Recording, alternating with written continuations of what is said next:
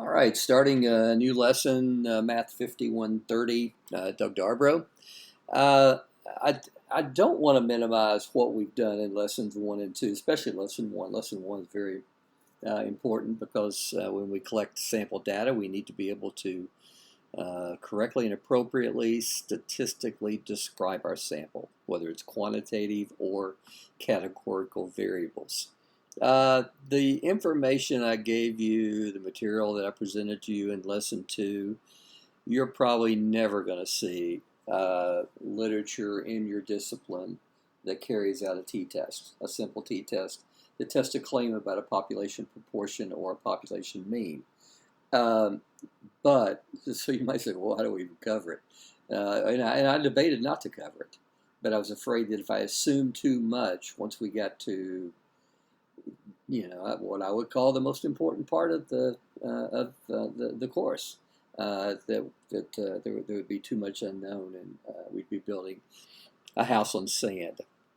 So we are transitioning to 2 samples. We're going to look at 2 sample means, independent and dependent approaches, and these are approaches that you see a lot in nursing, occupational health sciences research. All right, so hang on for the ride. This section presents methods for analyzing the difference between 2 independent samples. Now, the next video, we're going to get into dependent samples. And you know the game we're going to play. We're going to get a data set, and I'm going to develop the test and go through and explain to you all the steps, demonstrate how to carry these things out in R and StatCrunch. But for right now, I just want to get some kind of the idea from 30,000 feet on your radar.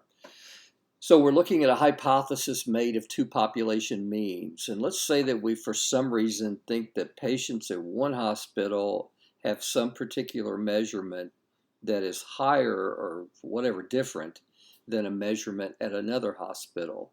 Well, we would go into each hospital, we would collect random samples, and we could assume that these samples are independent because they're collected in different hospitals.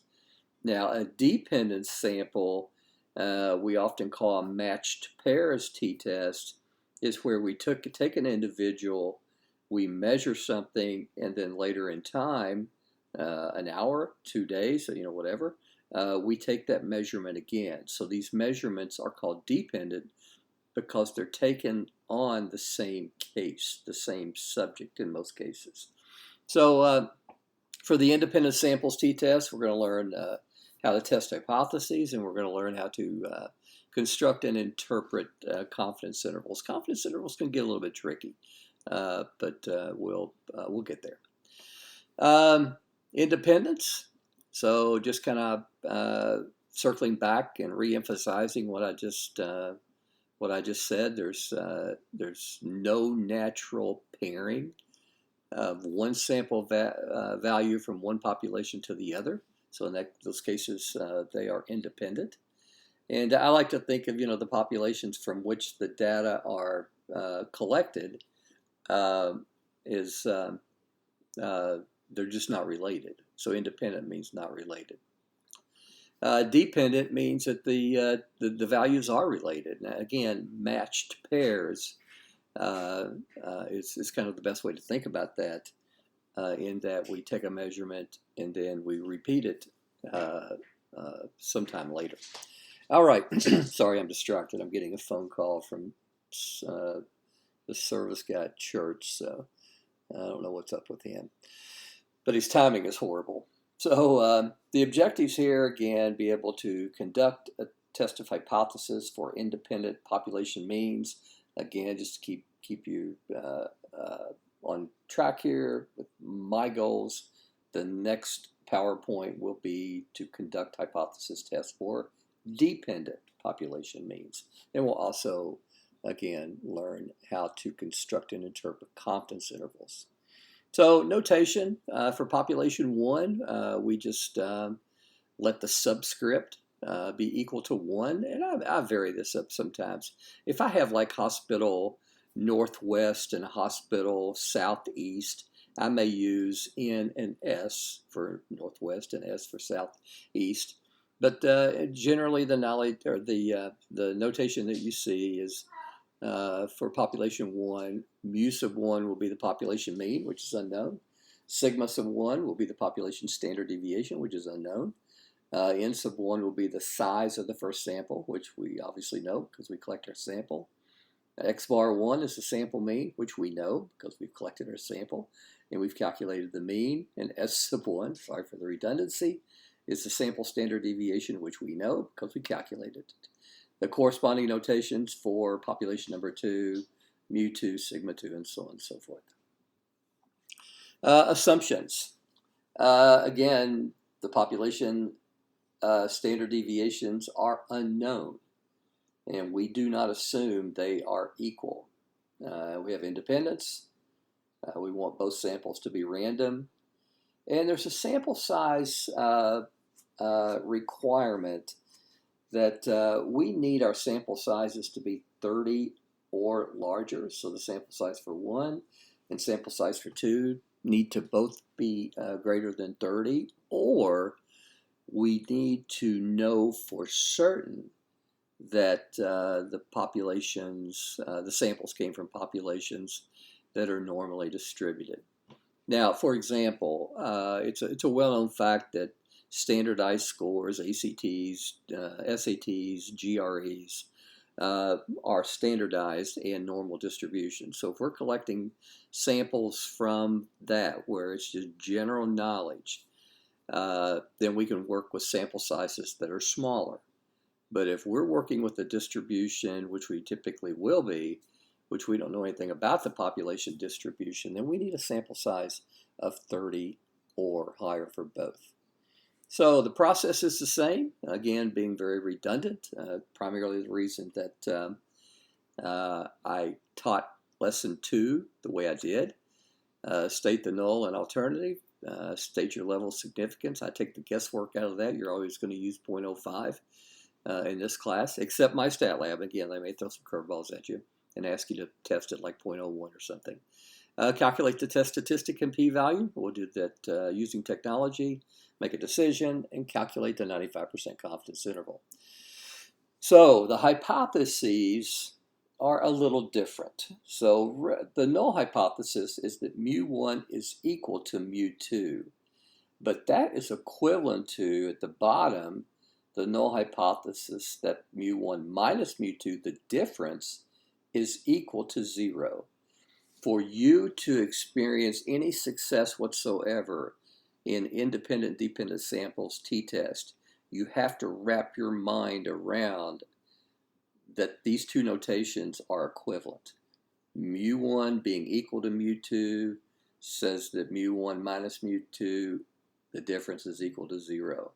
If mu1's not equal to mu2, then the difference is not going to be equal to 0. This is key. This is critical when we get to confidence intervals and being able to interpret the confidence intervals and place the interpretation in its proper context, depending on the problem, obviously. The test statistic is quite messy. This is actually the test statistic for an unpooled t-test. The one for pooled t-test even gets uglier. The standard error gets really crazy, but again, we don't really have to worry about this much because we use technology to make these calculations. Decisions are the same. Reject H sub O means we have statistical significance. We conclude the two means are different. If we fail to reject H sub O, we do not have statistical significance, and we cannot conclude that the two means are different. All right, is that right? So two means, yeah, all right. So I'm getting into some double negatives there. At least I'm concluding, yeah, okay. So confidence intervals, a little tricky here. When we evaluate a confidence interval in this context, we have tunnel vision. Does our interval contain 0? Don't even really worry about the endpoints other than to make an educated decision on whether or not the interval contains zero. If the interval contains zero, then we have a test that is not significant, and we conclude the means are the same. If our interval does not contain zero, because again, think about what does zero mean in the context. It means that mu1 minus mu2 is equal to zero, which means mu1 is equal to mu2. So if the interval does not contain zero, then we have a statistically significant result and the means are different. Now this is just something you got to tattoo to the brain. You know, we study, right? And I don't think this is just intuitively clear. I don't, you know, people don't just come out of the womb knowing this. You have to study and you have to tattoo it to the brain, so to speak, not literally, obviously. So first example, -5 to 10. Obviously that contains zero. So we conclude the means are equal. Our test result is not statistically significant. If we run from -18 to -3, notice that that does not contain zero. So we conclude the means are not equal and mu1 is less than mu2. So our test result is significant. And if we run from 4 to 20, again, the interval is totally above zero.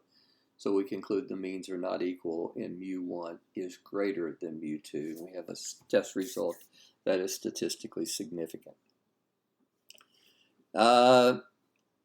Again, they can even be trickier because it depends on the order. So if we let hospital A represent subscript 1 and hospital B represent subscript 2, then we could get a confidence interval of -12 to -4, telling me that the difference is negative, and hospital A is less than hospital B. The mean for hospital A is less than the mean for hospital B. Now, if we switch that, because there's nothing natural about hospital A being, maybe it's hospital northwest versus southeast. So there's no natural ordering. So we choose which one we want to be 1 and which one we want to be 2. But if one student lets hospital B be equal to 1 and the other student lets hospital B equal to number 2, and they get down, they get different confidence intervals, sometimes they think that they've messed up when actually they haven't. It's just the order makes a difference. So if we switch the order here and let hospital B equal 1 and hospital A equal 2, then the equivalent CI is just switching the signs and switching the order. So I want to give you an example down at the bottom. If hospital A minus hospital B, let's say the mean for hospital A is 14, the mean for hospital B is 22. So 14 minus 22 is -8. So our confidence interval would be built around -8. See the first bullet. But if we let hospital B go first minus hospital A, our interval is built around +8. It completely flips the confidence interval. Again, just one of those things that you just have to, sometimes you just have to get in a quiet corner and just kind of think this scenario out. And others of you might just look at it and say, yeah, it's obviously clear. And some of you may not. We all have different strengths and different weaknesses. So finally, parting thoughts. I know a lot of students love to get online and kind of double check things, and it's funny how we always think that the people out there are smarter than the person who's teaching the class, and I think we just do it because it's easier than watching videos and doing it the way that you're supposed to, and letting me teach you a process, not just how to do stuff. Teach you how to think statistically. So when you apply it to your discipline, you're better prepared. But if you get out there, you're going to certainly run into independent samples t-test. You're going to run into the pooled versus unpooled t-test. And just before creating this video, I got online and just typed it in. And guess what I found? Most people agree with me, but there's some literature out there and some people that disagree with me. So anyway, a pooled t-test assumes equal population variances. We all agree on that because that's the definition. Unpooled t-tests do not assume equal population variances. Now, circle back to the beginning of this video. I told you that our population variances are unknown. So this is an assumption we make and conduct a t-test based on an assumption.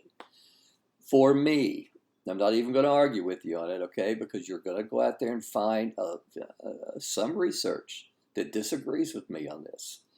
I'm going to tell you overwhelmingly, because I've done a lot of work on this, overwhelmingly people will agree that we should conduct unpooled t-test and not pooled t-test.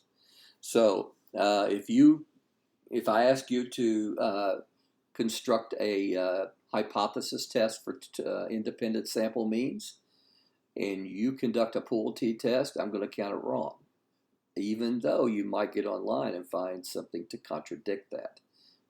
Again, I'm teaching you my process. I'm not teaching you their process. And again, this is developed out of theory. This is not just something I threw, you ever seen the guy that throws a dart at the wall and just decides where he's going to go next, Wouldn't that be great? I didn't do that. This is developed out of theory in 32 years of experience at this stage. So, and also you'll see unpooled t-tests are often referred to as Welch's t-test. And you'll see that in R, but I don't think you see that in StatCrunch. But we'll cross that bridge when we get there. All right, sorry for the lengthy video, but, a lot to cover. Take care.